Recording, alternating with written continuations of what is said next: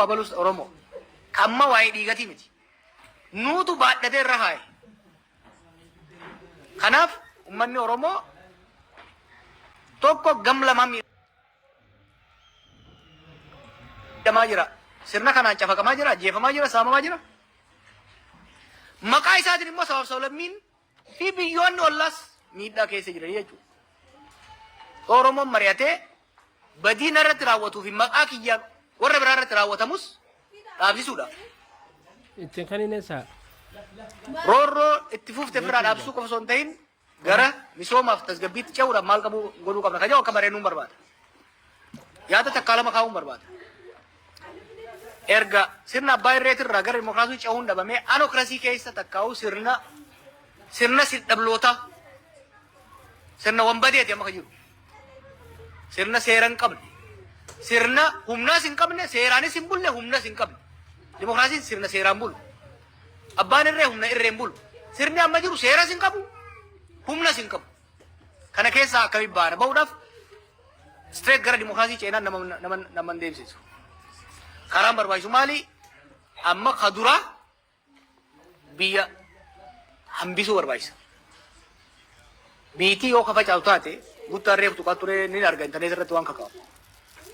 Walabummaa durii kaasuu jiru jara. Dur sirna jira, sirna sanirraa adda baanee sirna keenya ijaarradhaa. Amma hin danda'u facaamee jira jechuudha. Biitii akka daabbootti yoo fudhatte, jitoo daabbootti yoo fudhatte, irraa murattee cinaa kee baafattu akka Eertiraan godhatteetti. Daabboon yoo gadhiifamee adda bittinnaa'ee booda wanni ati irraa murattu jira. Waggaa daabboo samirraa gadhiiftee immoo bakka kanan jiru kanarraa gadhiiftee lafaan dhooyite. Ni bittinnaa waggaa bittinnaa san biyyeetu itti makama. irraa fidi gaa irraa fidi. Yeroo akkasii sanitti kutaa tiyya takkaahuu gahee tiyya muraa tiyya niin argadhaan hin yaadamu.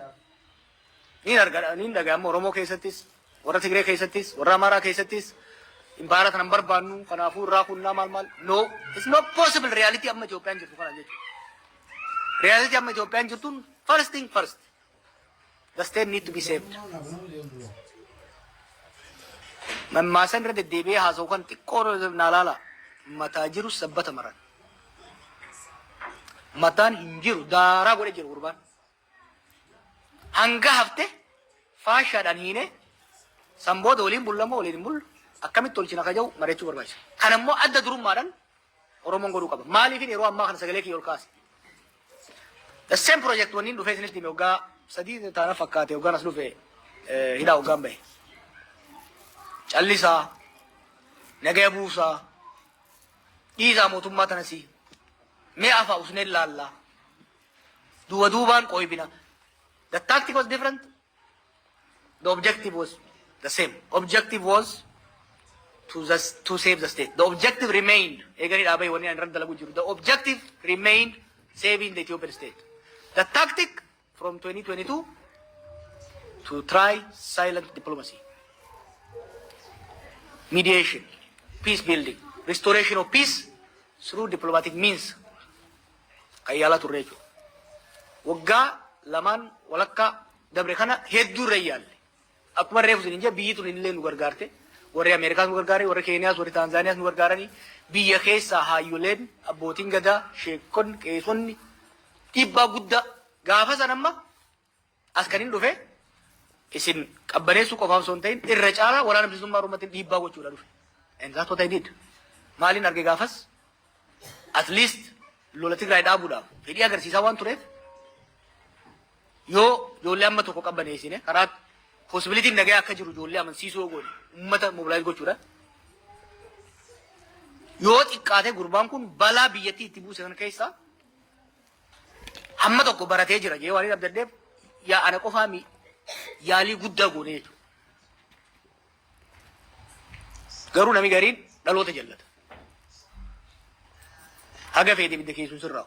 Haga feete sukkuumtuun sirraa'u. Kanaaf amma bakka 2019-2020 Itoophiyaa deemsu jira. Maaltu ta'u ture 2019-2020? Biyyattiin hayyoonni siyaasaa biyyattii, hoggansi siyaasaa biyyattii kasaboota garaagaraa waliin dhufee waliin mari'atee gara jeequmsaatti akka hin deemne gara dimokiraasii akka ceetu godhuu qabnaa waggaa jennu usa naisin ceesisaa jedhu. Lakkii jennee waggaa qabnu warra biyya diiguu deemu finxaaleeyyii jedhanii warra Amaaraaf jala hiriirsee nuu fi warra Tigree dhukka irraa kaase. Biyyattii balaa keessa buuse. Ammoo buusa jijjiirateet deemuu barbaada. Warra Amaaraatiin eegol dhabe, Eertiraan eegol dhabe booda amma Oromoo keessa seenee yoo danda'e Tigree hanga takka fi qabatee Amaaraa fi Eertiraatti bobba'uu barbaada. Dhiiroo lollee agarree beeyna. Lolli maal akka ta'e uummanni keenya ni beeka.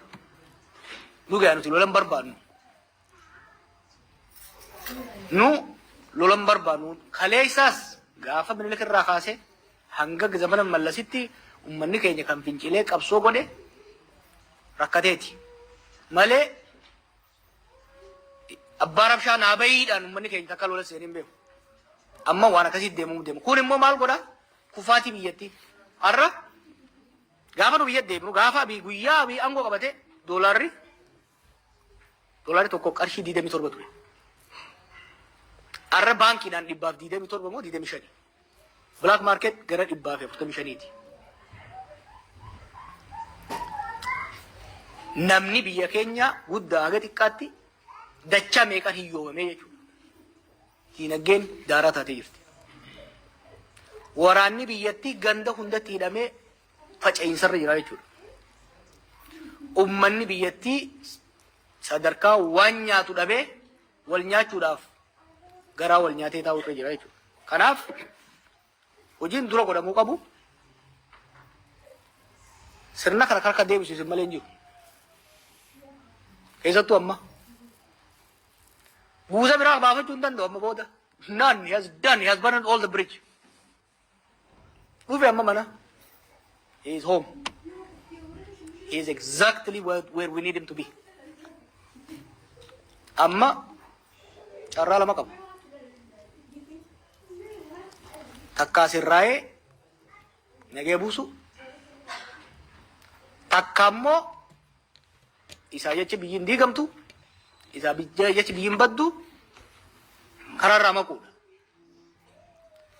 Kana ka godhuu qabu Oromoo dirqama qabdanan. Yeroo hunda wal falmaa turre wal cafaqaa turre isinitti hima. Ifis biyya sanis baraaruu irratti adda durummaadhaan kan dirqama qabu kan humnas qabu yeroo ammaatti sirna ummata kana. Ummanni kun maaliif kana qaba seetan? Akka 2019 seenaa buusa baafachuu hin danda'u har'a seente. Harka keessan irra jira. Barbaadan ol baaftan, barbaadan kamana fiddan, barbaadan lafa gadhiiftan. The regime is on your hand. There has no option beyond this. Usnee waan hojjetaa turre jira. Amma immoo wanni dubbachaa jirruuf tokko uummanni keenya akka dammaquuf wayita tuffii isaanii waggaa lamaan dabre kana Oromoon caalu waggaa jee uummata guddaa wayita uummanni kun uummata hoggana isaa dhaggeeffatu. Waliin wanyee san booda garuu ni uus caal bakka bittinnaan Oromoon amma booda wata kan fiddu milishaa itti bobbaafne akka fedhe dhiina diaasporaas hootu dachii fulan bu'enneeti karraba dheeratu fidneeti arraba isaatirra shukkaara tokko buufnee caal goosifna jedhan. Daaddaa sun qorka maaliif dhugaa qabna lafee gootota kennu biraa wareegamanii qabna jechuudha. Baay'ee takka keessatti siyaasa biyyattii mataan gadhaabuu dandeenya. Akkasii. Because we are not as disorganized as people think. One, we are very conscious. Waan yeroo hunda ijoollee beektanii nama keenya dura mataa irra ijaarra. Mataa irra ijaarra. Ni onnachiifna. Miilli itti aana. Uummanni keenya caal jee malee argan kennini. Uummanni keenya hoggaan isin jiru kaasiis ka biyyaatis. Uummanni keenya obsii nagee barbaanna. Oromoo wal ajjeesuu hin qabu. Oromoof sabni biraa wal ajjeesuu hin qabu. Jarri kun maqaa keenyaan biyya kanarra jira. Hamaa koo hamataa koo. Ni gorfanna itti hasaasna. Jennaan uummanni keenya use. haasasne dadhabne jirra amma yeroodhaaf idammaysina dinnaan we have the strategy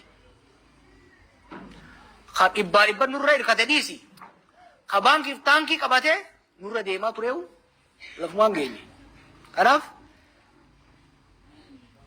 ammatti wanni barbaannu maali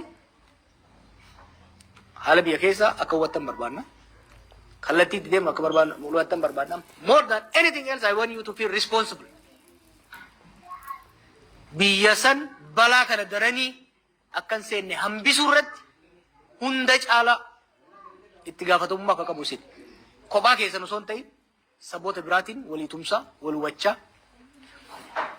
itti gaafatamummaa Minilik irraa hanga Haile hanga darguutitti maqaa Amaaraatiin biyya san akka isin gara fuulduraan takkaafanne abbaan reetii dabraa ture.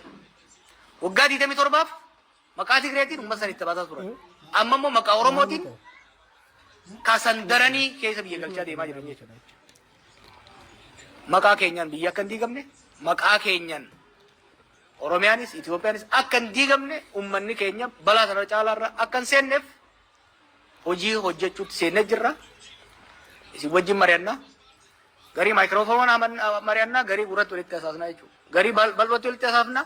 Garii immoo isin keessaa hogganoota keessanii fi warra duree keessan ta'an wajjin balbalchifannee waa walii himnaa jiru tu jiraata. Kan waan jechuu barbaada amma waltajjii isiniif hin bana. Galtooma.